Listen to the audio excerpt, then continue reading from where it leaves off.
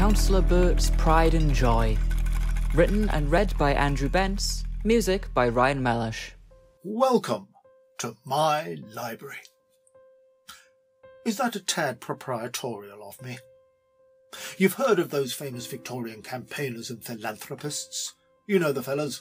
George Peabody, Joseph Rowntree, Florence Nightingale, chaps like that. Well, back in those days there was hereabouts a certain member of the district council who was himself something of a visionary, a passionate do-gooder, hell-bent on improving society by bringing culture, learning and leisure to the people. And that gentleman was yours truly, Councillor Henry Burt.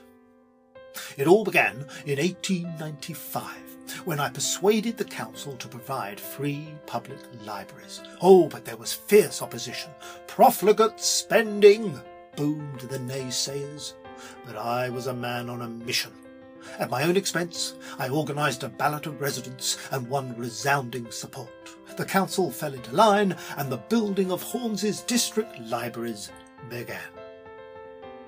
This splendid building here on the corner of Stapleton Hall and Quernmore Roads was designed by Mr E J Lovegrove and constructed by Messers Chessman and Son.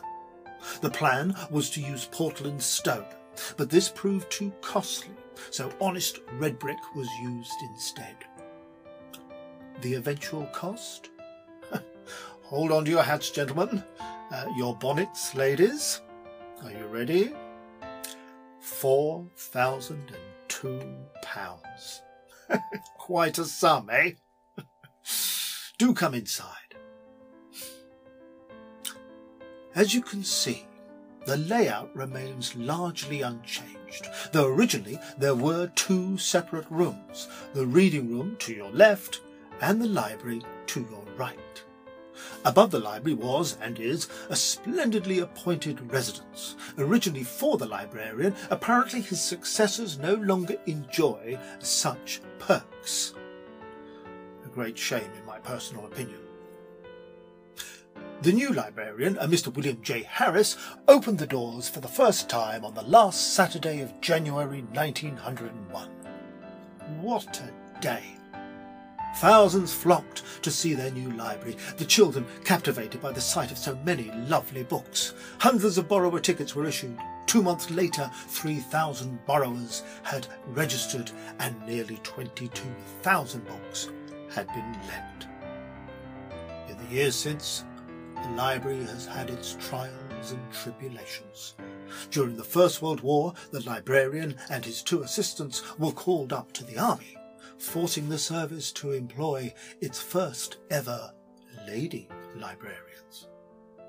In the Second World War, the sign over the door was damaged in an air raid, and yet, despite the bombing, a near normal service was maintained. "Keep calm and carry on," said the posters, and that is what we did, providing hope to a beleaguered community. Peacetime brings its own troubles, of course. In the 1970s, the library suffered a series of forced entries from vandals and other ne'er-do-wells.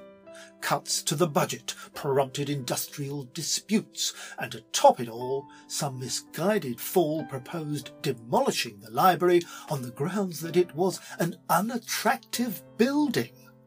Oh dear. Soon after, no doubt prompted by such buffoonery, the Friends of Stroud Green Library was formed. And these dear people have been in the forefront of protecting and celebrating this special place ever since. Today, Stroud Green and Harringay Library is the oldest, as well as the most beautiful, library in Harringay.